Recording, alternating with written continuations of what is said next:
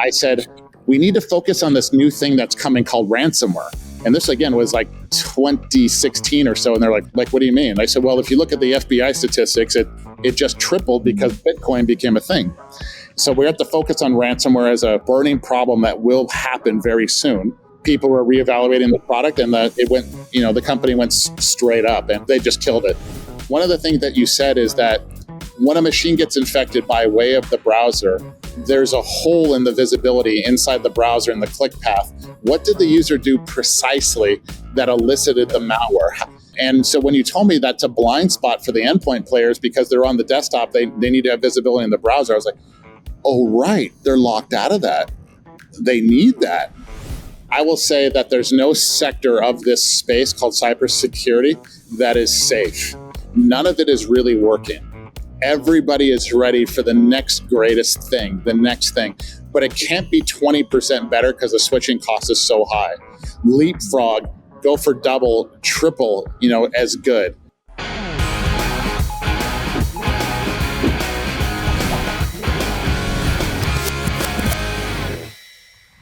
Jeremiah, welcome to the Be Fearless podcast.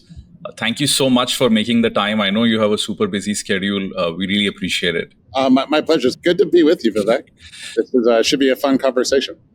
Well, I will endeavor to be fearless.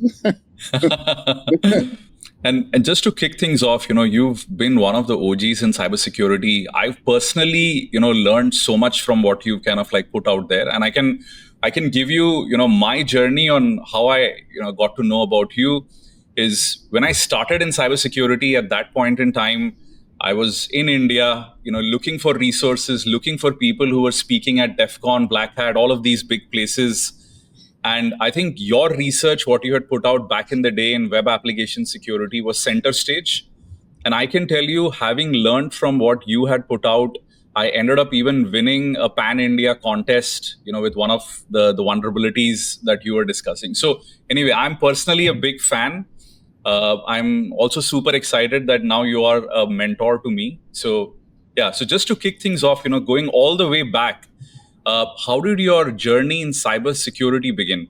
First of all, thank you very much. It's an honor and humbling that my work was helpful to others and they did well with it. So thank you for sharing that. I really appreciate it.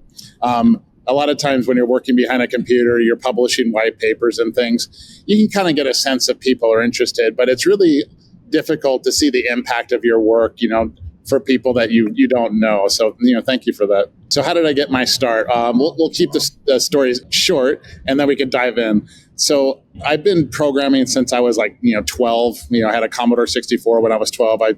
Then I got some couple of 286s and I taught myself BASIC. But I really didn't get going till the web came around in 92 when I was about a freshman in high school.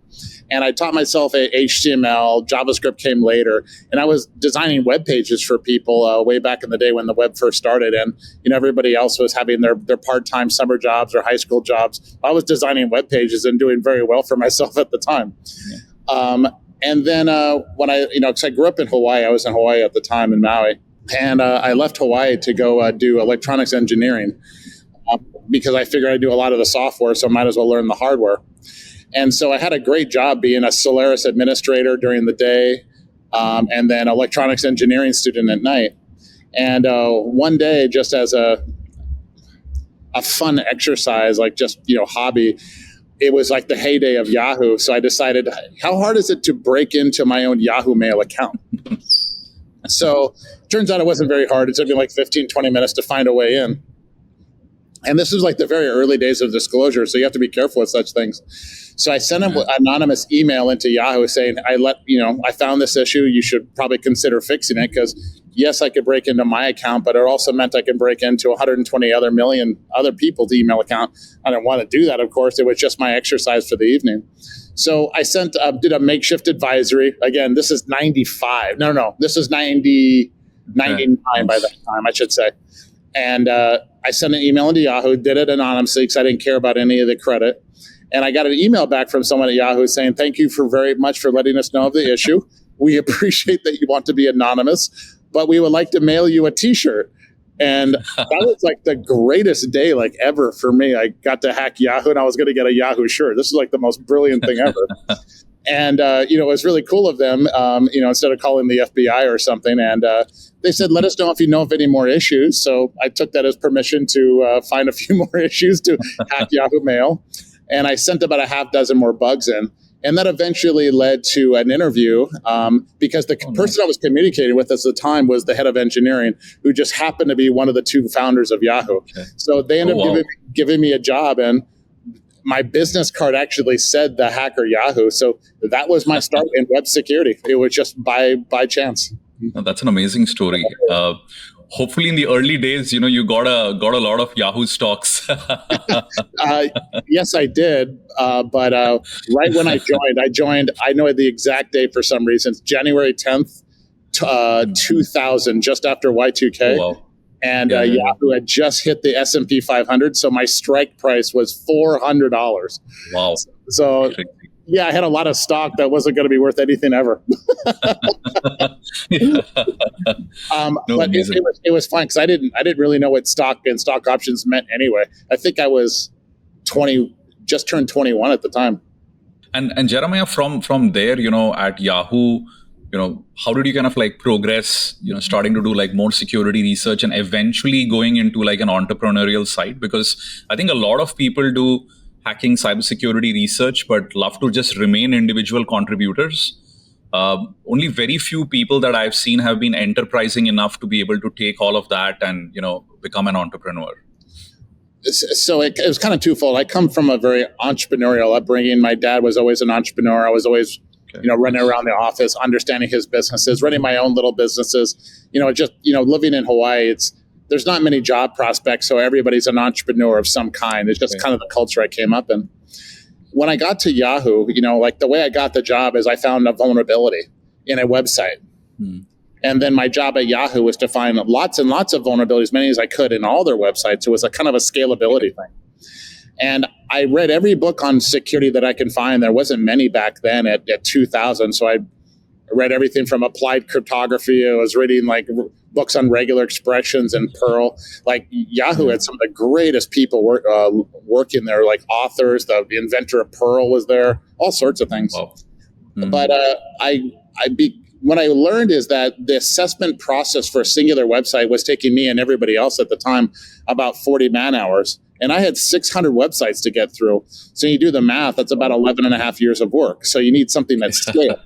So we called up every vendor we can find in web security, because that was barely a term back then. There really wasn't a thing called web security or application security. It was all predated that.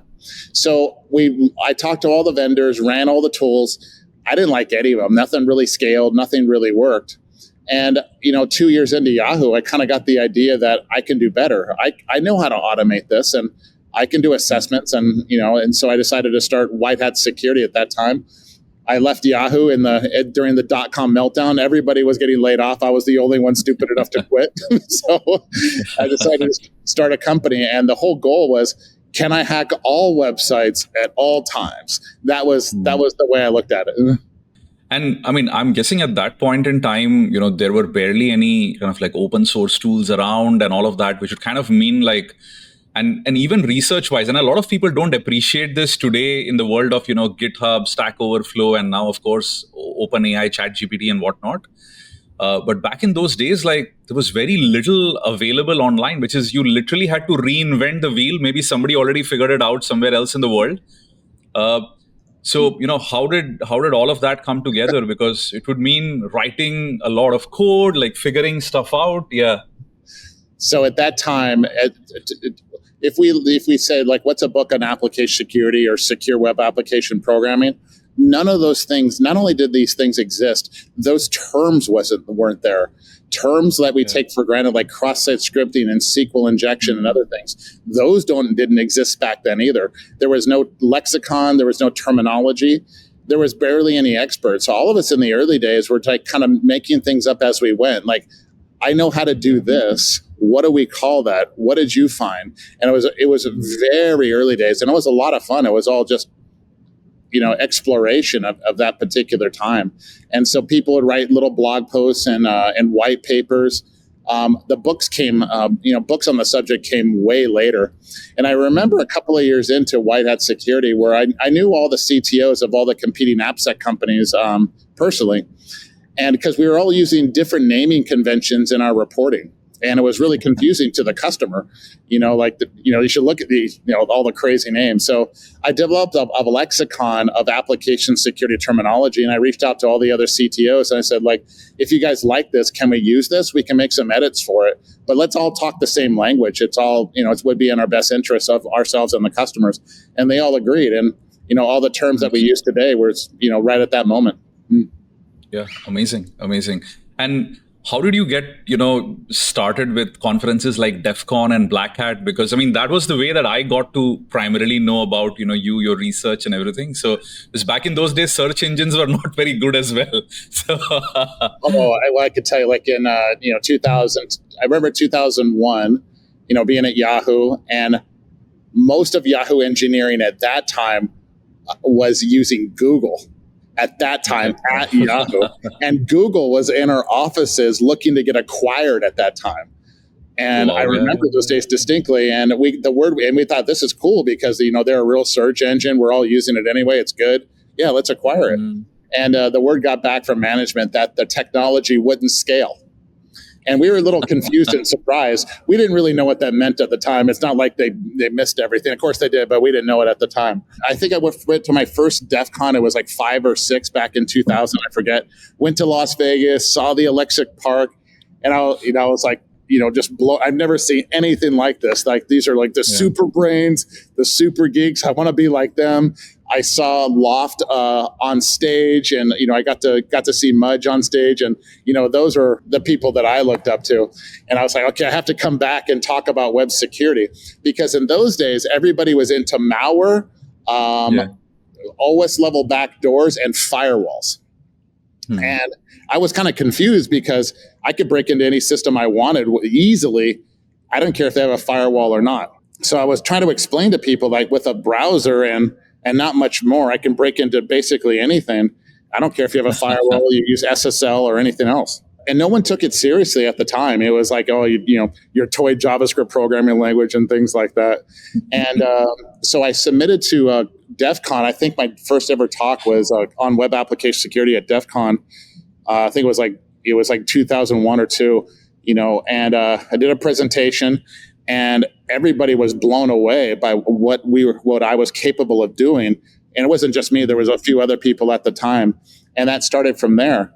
And then Jeff Moss reached out to me because, there I am on stage. I was probably 22, 23 in the time. There were thousands of people in the audience, and, I got good reviews. And Jeff Moss, who had just started Black Hat, calls me up and says, hey, I got a spot in Amsterdam to do a Black Hat talk. And I'm like, I'm in, So I met him 20 plus years ago for the first time. He was originator of DEF CON and Black Hat. So I got on stage and in Amsterdam, did my thing, and it just started from there. And how do you think, things have changed around the whole hacking scene back in those days versus today? Good, bad, whatever comparison? Oh, there's so many changes. I think way back then, if I had to really describe it, I had this, not really an epiphany. I was at a conference, and, people were asking me questions about, wasn't questions really, it was just a conversation about application security. And I met these 2 young college students. They could have been more than 20, 21 years old, right? And they were very, very proficient in cross-site scripting. And I was looking, I'm sorry to typecast or stereotype. I was looking at them going, how do you know this much about cross-site scripting? You're too young and new in this space to know as much as you do. How did you learn this stuff? And this was, this is probably, going back 10 years ago. And they said, we read it in the textbooks. I was like, what do you mean you read it in the textbooks? He goes, yeah, you were in the textbooks. I was like, I am? and I was like blown away. So it went from, a mode of, we're all doing this for fun, for adventure, for the curiosity of it, for the research of it. We just had a passion for it. And then sometime later, the industry professionalized, and now there was career paths and titles and degrees and, specialties that you can do. So I think that would probably be the main differentiator, is that before it was a calling and a purpose, and now it's InfoSec is more of a vocation. Nothing wrong with that. It's just a difference. Yeah. No, absolutely. I completely agree with you. My DEF CON was, I think, DEF CON in 2007. I forget, it was probably 17 or something. By then DEF CON had already become quite big, but you're right. There was still a lot of people who just wanted to talk research.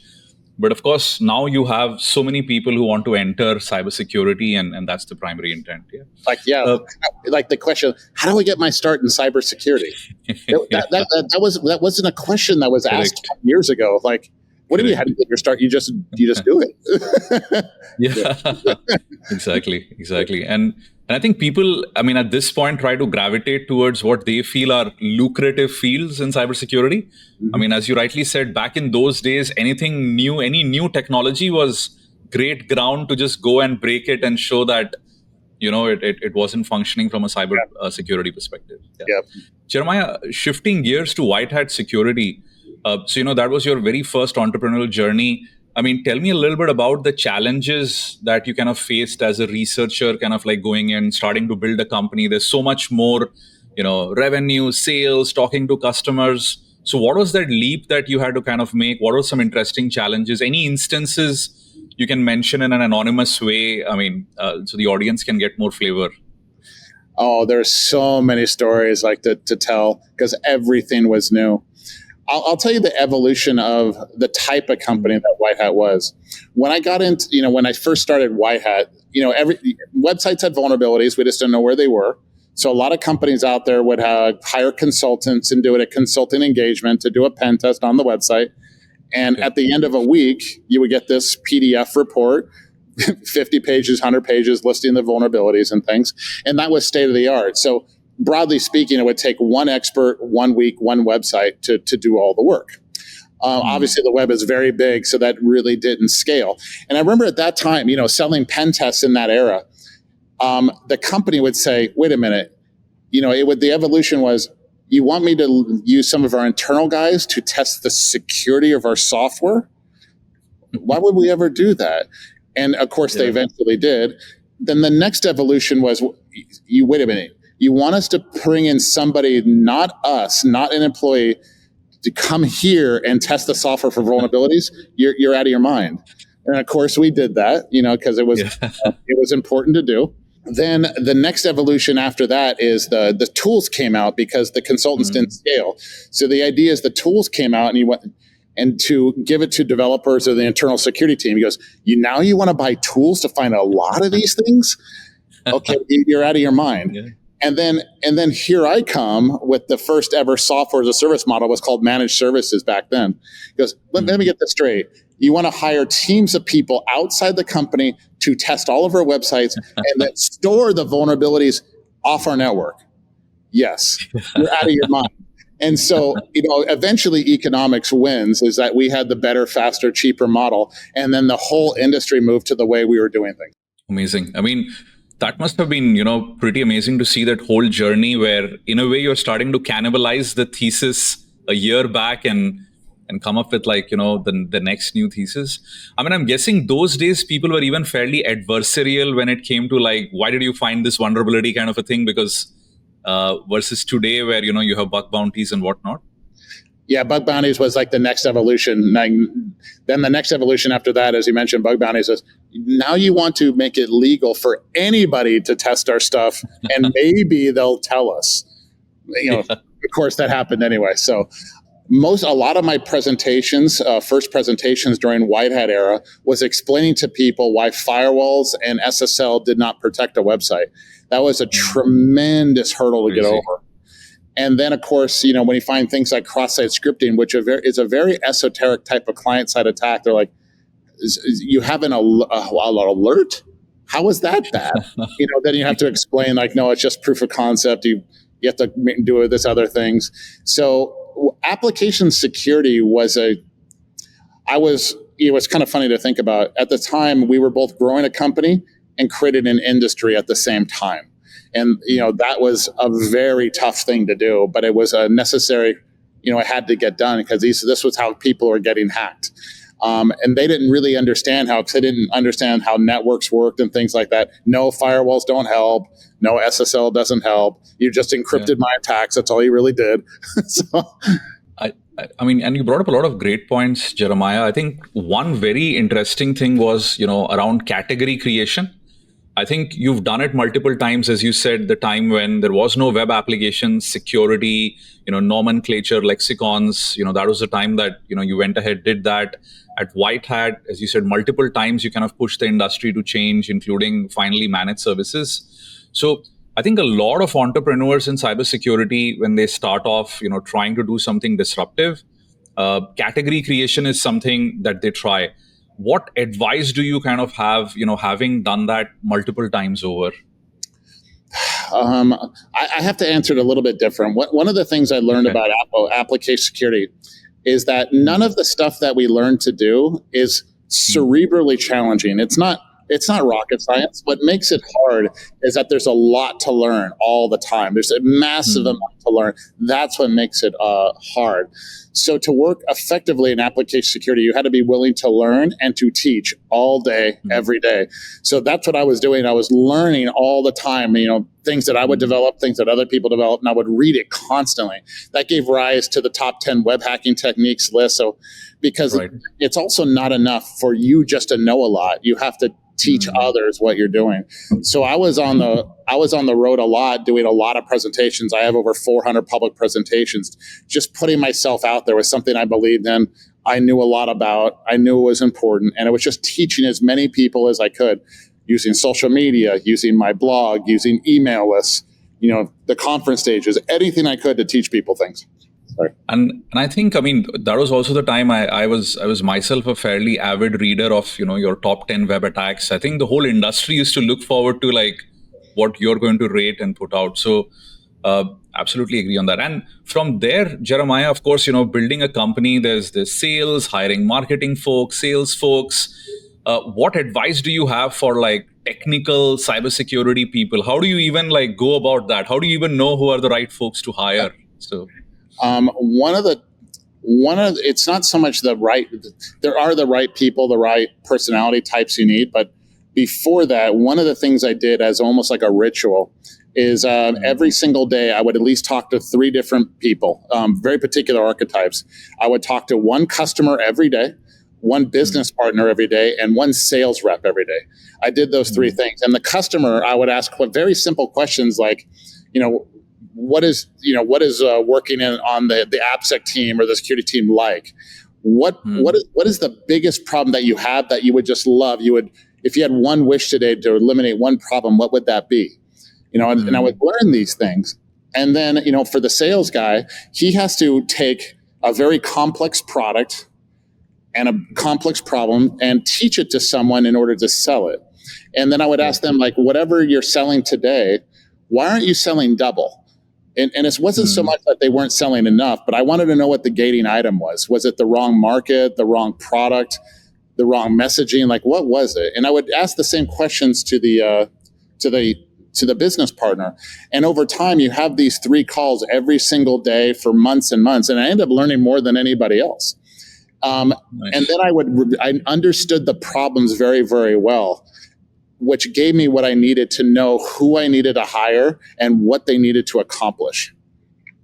So with that in mind, I'll tell you, like, one of the hiring processes in WhiteHat's Threat Research Center, the hacker army, so to speak, we would tell it people, and we would do it. We would say, we'll interview anybody for a TRC job. We don't care about your background.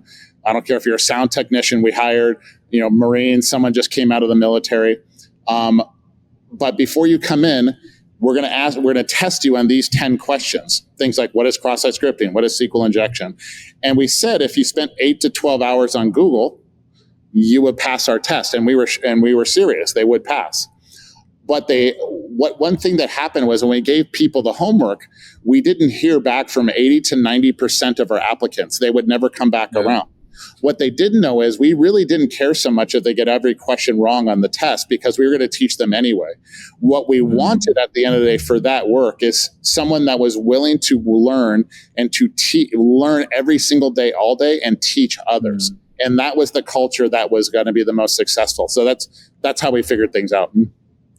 Yeah, no, I think you brought up a fantastic point. I mean, technology, but cybersecurity specifically is very unforgiving if you don't have a constant learning mindset, because new technologies come, everything changes so much. And that's a great way to kind of like build, a learning culture within the company. I think today, like I'm 25 years into InfoSec or something like that.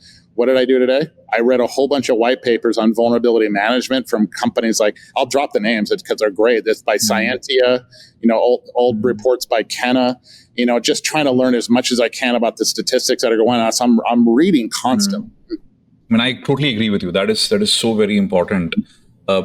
And Jeremiah, from WhiteHat Security, if you can tell us the journey of you then becoming a repeat entrepreneur and now Grossman Ventures, where you're a venture capitalist. So I left WhiteHat, and I think I was planning to leave for a long time, but then I got called back to be CEO again to redirect the company. So I was brought in to CEO again, I think in 2014, to right the ship, and then but the job was meant to be temporary while they found a more permanent CEO, because I'm off in Hawaii, right, doing my whole Maui thing. So we got a new CEO in place, and the company sold, I believe it was 2016, to NTT Security in Japan. So that was a great outcome for all involved. Everybody did well. I did well. Lots and lots of people made lots and lots of money. And then I was planning to take a long time off, but that never happens in my life. So I got a call back from a friend and former coworker to say, you got to look at this company called SentinelOne. They're very small. They're in the endpoint space, and I was like, I'll stop you right there. I hate the whole endpoint space. It's at the time it was all malware and antivirus. They really didn't call it EDR or anything like that. And I was like, It's all charlatans. None of the products work. Not even the security experts run AV, because they all know it doesn't work. And you want me? He goes, yes, Jer, I know. Just come here and check this stuff out. And I was like, fine.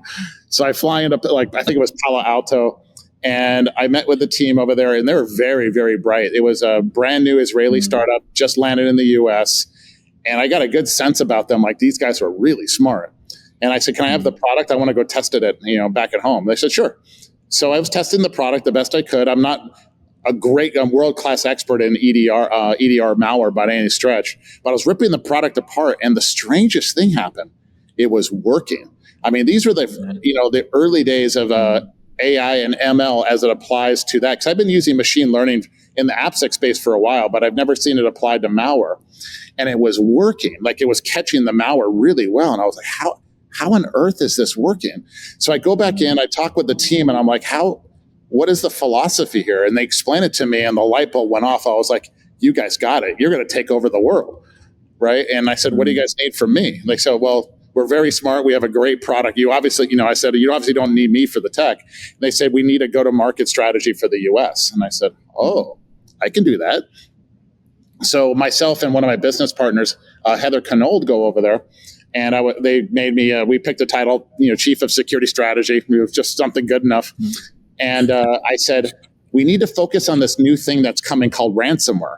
And this, again, was like 2016 or so. And they're like, ransomware, what's that? And it's this new form of attack where they're not just going to infect and take over the machine. They're going to encrypt the data. Like, what do you mean? I said, well, if you look at the FBI statistics, it just tripled because Bitcoin became a thing. So we have to focus on ransomware as a burning problem that will happen very soon. So I was trying to time the market. Second, it's a very crowded market. There's like 50 different endpoint players at the time that, McAfee and Symantec and things, that's going to be very hard to displace. So we need a differentiator. So I designed a warranty for ransomware, first ever of its kind. We're going to guarantee that the product works, because I knew the math. It did work. And I got the warranty underwritten by another financial cyber insurance carrier, because they looked at the math. And the third thing, because at WhiteHat, I worked with thousands of companies, so they're all my customers. I started introducing them to big companies, and I called the big companies. I said, next time you guys are going to do an evaluation of endpoint players, please put this one in the mix. This one's really good. And a lot of the the CISOs out there, how do they pick the short list of products to evaluate? They'll ask their peers, they'll ask an analyst or something like that. And so I said, just put it in the top 3.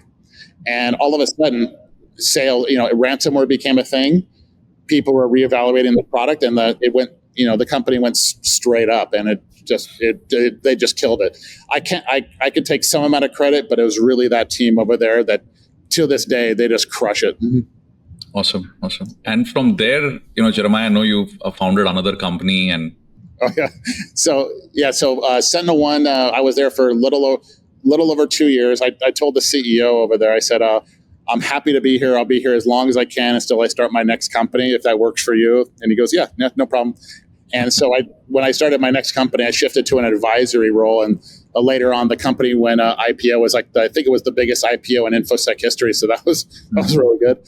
But then I really wanted to take on what became known as attack surface management. I lived this problem at WhiteHat so often, where customers want us to scan all their websites, but we nor the customer knew what all the websites were. So it was a deceptively hard problem that we and everybody else failed at building the tech to do this multiple times. It was hard. So one day I kind of half jokingly said to Robert Hansen, Arsenic, I said, the only way we're going to solve this problem is if we download a copy of the internet. That will make it easier to figure out who owns what. The most ridiculous idea ever. But, Robert likes those hard challenges. So he goes away and he builds a prototype in a year and a half. It took him a year and a half working on this problem. It's in his basement, and he goes, I got it. I was like, what did you get? And he goes, I got a copy of the internet. We can do attack surface management now. I was like, what? I don't know what that means. So he shows me, and it's ugly. It's ugly. It's janky, but it works. I was like, how is this working? And so we went through it, and I was like, we could do attack surface management now. So I brought in a couple longtime business partners with me, Heather Knoll, Lex Arquette, and others. And we built this thing, became Bit Discovery. And I started calling companies. I said, I need your help designing a product to solve this problem. I have the underlying tech, but I need to help building the product. So I called literally 50 CISOs over and over again, the ones that I knew personally, to help me design the product. And raised a little bit of money, like $4.5 million for Bit Discovery. And the company just took off. The only thing I couldn't account for was we started in February 2020, the same month as the pandemic. So that hurt. Okay. But we still did very, very well. And the company only survived independently for 3 years until we were bought by Tenable. So everybody, again, we made a great tech. Everybody made a lot of money, and it was great. Fantastic. And from there, Jeremiah, the whole move to now, you becoming a venture capitalist, tell me a little bit about that. Here's the thing, InfoSec has lots and lots of different challenges, lots of problems, things that can be improved. And when you're an entrepreneur, I have to focus, as for myself anyway, I'll focus on that one problem, and I'll obsess over it night and day, just obsess building, trying to solve it, build a company. So, and running a company, as you well know, you've done this at least once before, it takes years of your life. It's all encompassing. It is hard. And so I've developed a number of point solutions, my own companies, and helping other people do theirs. And I could not have the impact on the industry that I wanted, one company at a time. How do I do 10? The only way to do that is to be a venture capitalist. And here's what I looked at it. We spend, now as an InfoSec market, we spend $200 billion plus on InfoSec products and services, the net result of which everybody gets hacked all the time anyway. So something's broken. And there's many things that are broken, but I was looking at the supply chain, and I was like, we've seen a lot of companies get funding, and much of us are looking at who gave them that amount of money to do that? And it's perplexing to us because we know they got it wrong. Yeah. Well, because the fact of the matter is the vast majority of the venture capitalist community are not security experts. They've never worked cyber. They don't know the problems. They don't know the tech. They don't know the market. They know nothing. But these are the ones that are pre-selecting the products that the CISOs will buy from. So that's a problem in the market. So what you're seeing now, and we're just the latest example of it, a certain amount of practitioners are jumping over and going to venture capital because we have a better mind for picking the next best winners in this market. So now I'm thinking to myself, well, I did well. I can probably spot a bunch of other good companies. I've been doing it for a while that will change the market. So I like helping people develop companies and do well. But more than that, I just think we need to wholesale replace many of the products and the categories out there with something that works. And I think myself, you, and others are the best position to do that. Yeah, I think you brought up a great point around, general kind of purpose venture capitalists not being able to pick cyber properly. And that is a great one, because a lot of conversations I've had with very general purpose VCs who would invest pretty much in every single thing. I mean, the whole cyber focus, understanding of the space, and I mean, most cybersecurity startups are going to be in some niche, at least in the beginning, before they can kind of like expand. And getting those nuances is just not possible if you have no understanding and experience in the space. It's exactly right, and the challenge is it's not the venture capitalist's fault necessarily. Our space is very complex. It's a lot to know all the time. You have to really grow up breathing this stuff. So even if we gave them the right questions to ask, they're not going to really understand the answers. So, I remember distinctly when we first met on the show floor of Black Hat, and Jeff Moss introduces us. I mean, that's the guy, right?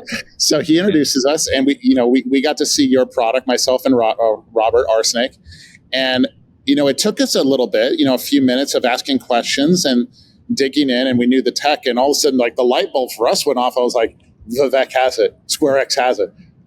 Yeah. We got to be part of that somehow. So that's how we looked at it. But anybody else without our background would have been hard pressed to do it. Absolutely.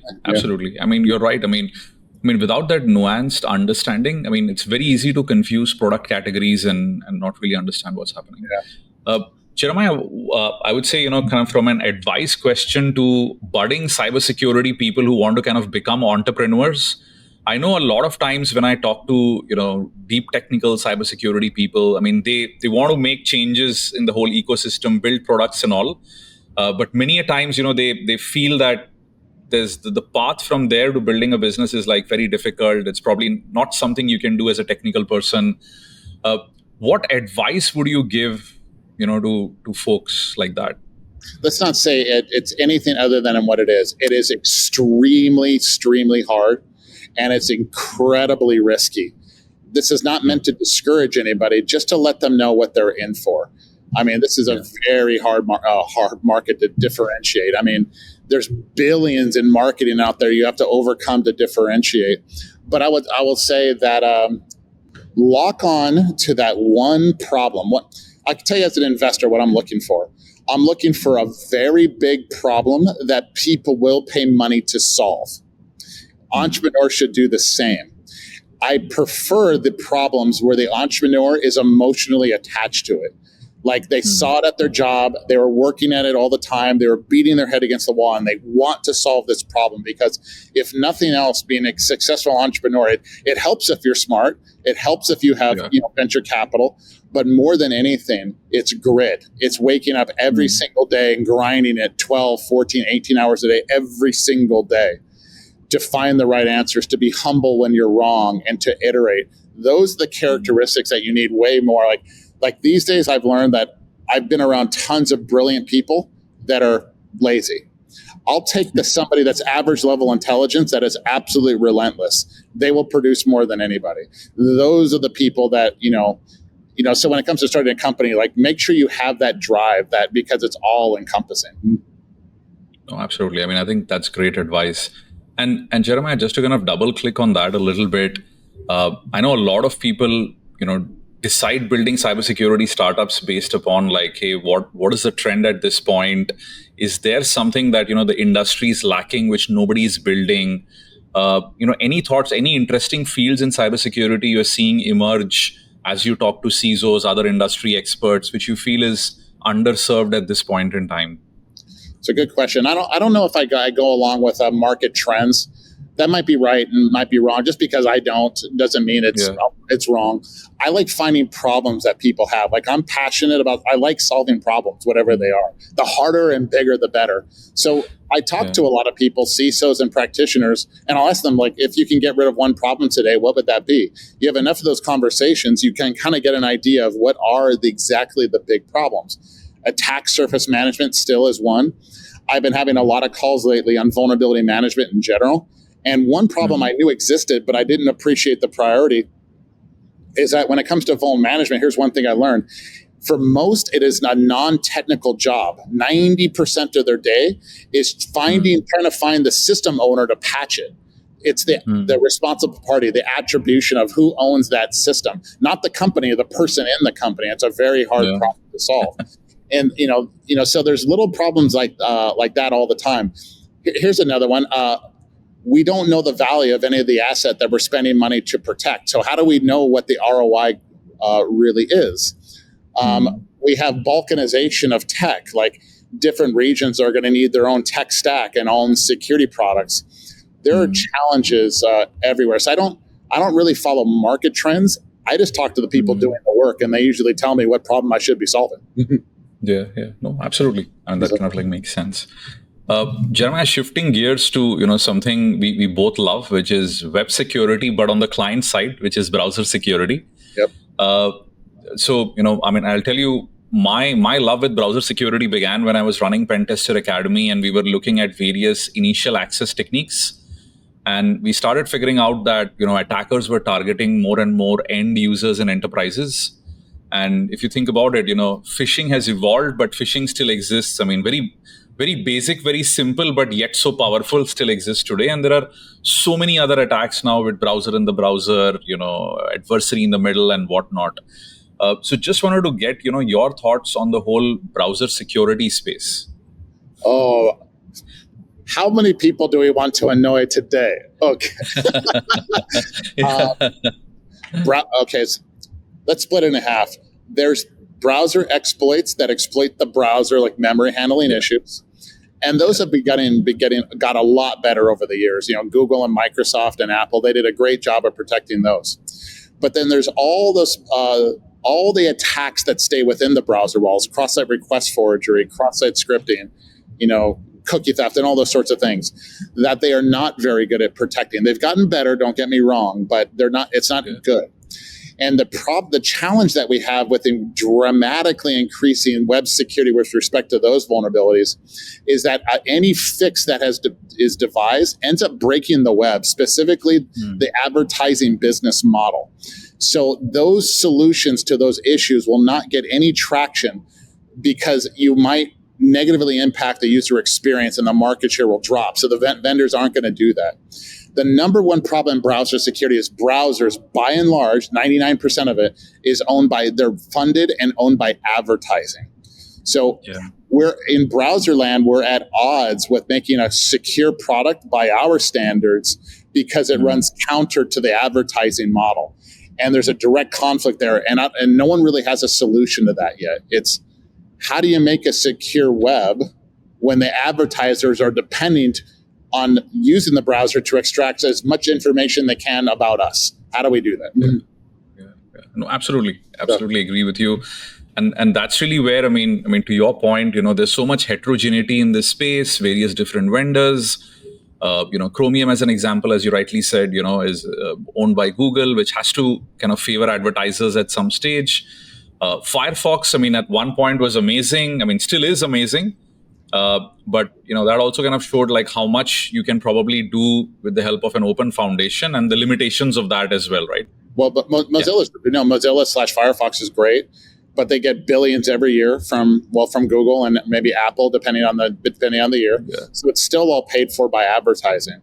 So if our security solutions negatively impact advertising, it's not going to happen. That's the problem. And again, hopefully you don't mind, we'll name drop again. That's why myself and others use Brave. It's based on Chromium, but there's a way to make it secure if you don't mind breaking advertising, which we don't. Yeah. No, that's a very good point. And And honestly, I mean, like one of the news which had come out lately was the fact that, even the new MV3 browser extension format was something where, various ad blocking extensions, unfortunately, now their wings are a bit clipped and there are limits to, what they can actually do and things like that. So I agree with you. I wonder, and I'll be watching that closely. I've been following along because that wasn't a new. They've signaled that was coming for a while, and they finally did it. I really wonder how, because people really like ad blocking, because the web is unusable with ads. Like it's horrible, and so I wonder how many people are going to rush over to Brave because of that. Yeah, no, absolutely. So I think, Jeremiah, shifting gears a little bit, again, I was very fortunate to get an introduction to you via Jeff Moss. I mean, interestingly, I'm actually going to meet him a little later today. I'll say hi from your side. Yeah, you guys are neighbors in Singapore. Yeah. So, but I was lucky to meet you, and again, we were super lucky, super privileged that you liked what you saw, at RSA when I had met you, and now that you're formally an advisor, an investor, and most importantly, I look forward to kind of having you as a mentor during this whole journey. So just for you to kind of tell us a little bit about what did you like about SquareX, which made you feel like you wanted to be part of the journey. So, again, the honor's mine, and I'll tell you really why that is. What I've learned in this world is that there's lots and lots of money out there. Money is not the scarce commodity. The scarce commodity are people with an idea, a passion for the work, and want to move forward and bring a solution to the market. That's what's rare. So I got the opportunity from you to participate in your dream. So that's what I'm looking forward to. So we'll do our calls, we'll talk business, we'll see where the industry is going, and hopefully at the end this will be a success. But it's my privilege, really. I spent some time in the endpoint space. I've been using AV products for a while, and working at SentinelOne. One of the things that you said is that when a machine gets infected by way of the browser, there's a hole in the visibility inside the browser in the click path. What did the user do precisely that elicited the malware? And so when you told me that's a blind spot for the endpoint players because they're on the desktop, they need to have visibility in the browser. I was like, oh, right, they're locked out of that. They need that. And it was right there. It's like a hole in the visibility. I just didn't know that. And I know the other, I double checked it, and I know the other guys out there in EDR land knew of this problem. They just didn't have a good solution for it.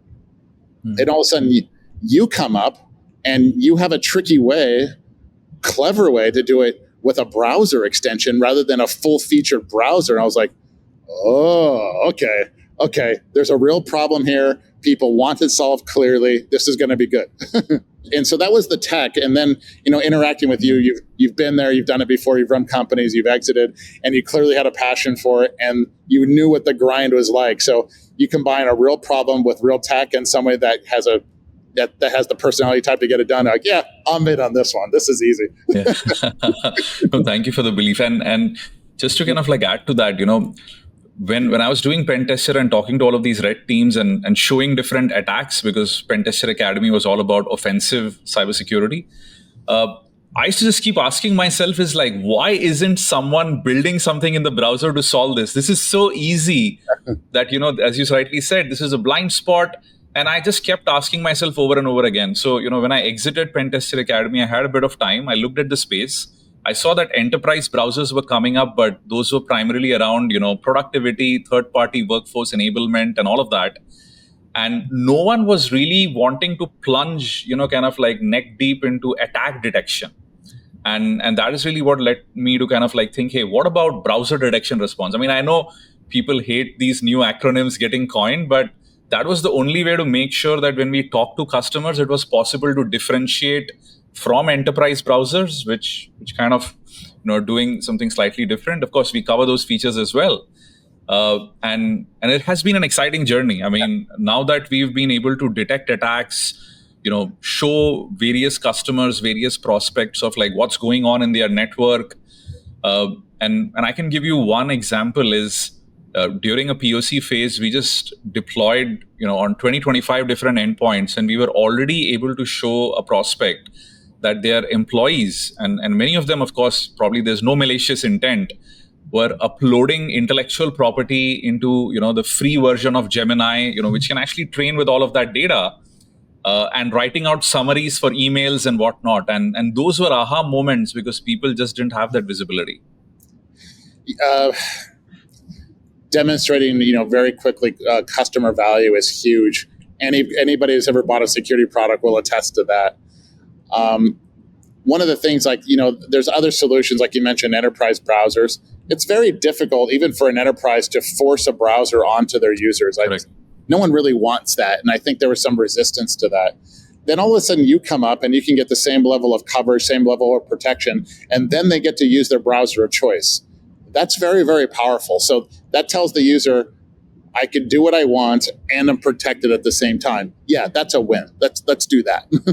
One of the things we also did is just going back to our whole attacker roots. And, we did a lot of great talks last year at DEF CON around breaking SASE, SSE, secure web gateways, because we felt a lot of customers, thought that is what is going to protect them against client-side web attacks. But doesn't work like that. And, it reminds me of cross-site scripting. Like, why should I take this little JavaScript thing seriously?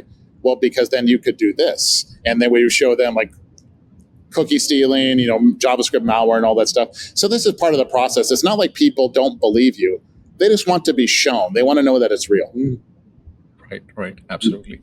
So Jeremiah, kind of, moving towards a close, any interesting, comments or anything that you want to kind of tell the audience? And the second thing would be, any conferences this year that you plan to travel to? I mean, a lot of people would love to meet you in person. So sure. Just so that they can put that on the calendar of where Jeremiah will be, including me. I don't have my calendar up in front of me, so I have to go by memory. But let's talk. You mentioned entrepreneurs, so let's say entrepreneurs are part of this part of this audience here. I will say that there's no sector of this space called cybersecurity that is safe. None of it is really working. Everybody is ready for the next greatest thing, the next thing. But it can't be 20% better because the switching cost is so high. Leapfrog, go for double, triple, as good. Nothing is safe. Just because there's big companies that have billions of dollars doesn't matter. They can be wiped out in a second by something neat. So don't stop yourself before you start. So that would be, one thing to impart out there. For the conferences, I know I'll be at RSA. Can't ever escape RSA, that sort of thing. So I'll be there in April, I think it is. So I'll be there seeing the sites. I always love walking the show floor, specifically around the perimeter with all the new stuff that's out there. 99% of it will probably never be mainstream, but I'm looking for the 1% that will be the next great thing. So, and those are all the new entrepreneurs, all the new ideas. So I learn a lot there. And one of the tricks that I do, because I have some notoriety, is I take someone else's badge and I hide myself so, to the best I can. And then the other one is, I think in September, I'll probably be at some other conferences. Definitely Black Hat. If somebody wants to say hi at Black Hat, my favorite conference out there by far. I just have such a love for that conference in the summer. And I'll do my Brazilian Jiu-Jitsu event there, which is always super fun. But then later in the year, at least one more conference will be at HuSecCon, Houston Security Conference. Michael Farnham has started that conference, I don't want to get it wrong, but 10 or 15 years ago.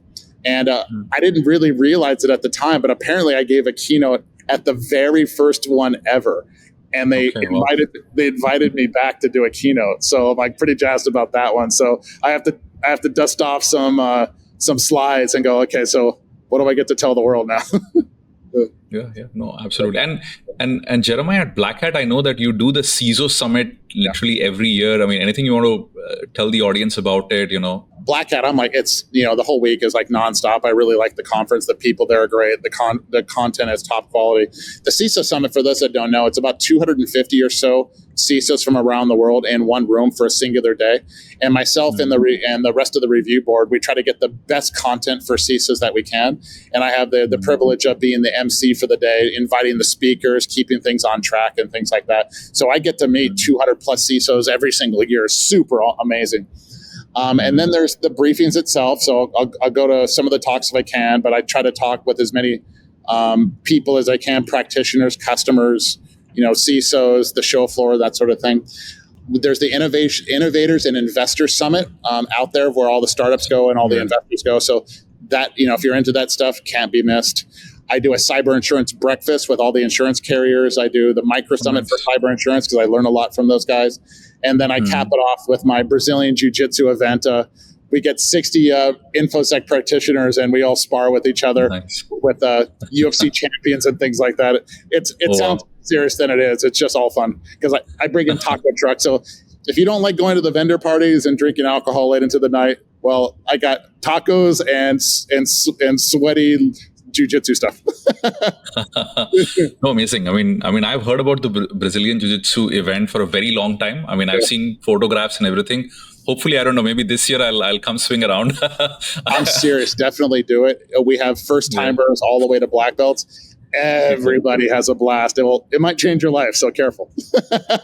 Thanks so much, Jeremiah. I think absolute pleasure, to have you on the podcast. Absolute honor. Again, as I said, I've always looked up to you as a mentor. So, I mean, this whole thing was special. And I've also told you that the next time we get to meet face in face, hopefully we will do another segment where we are sitting right opposite to each other.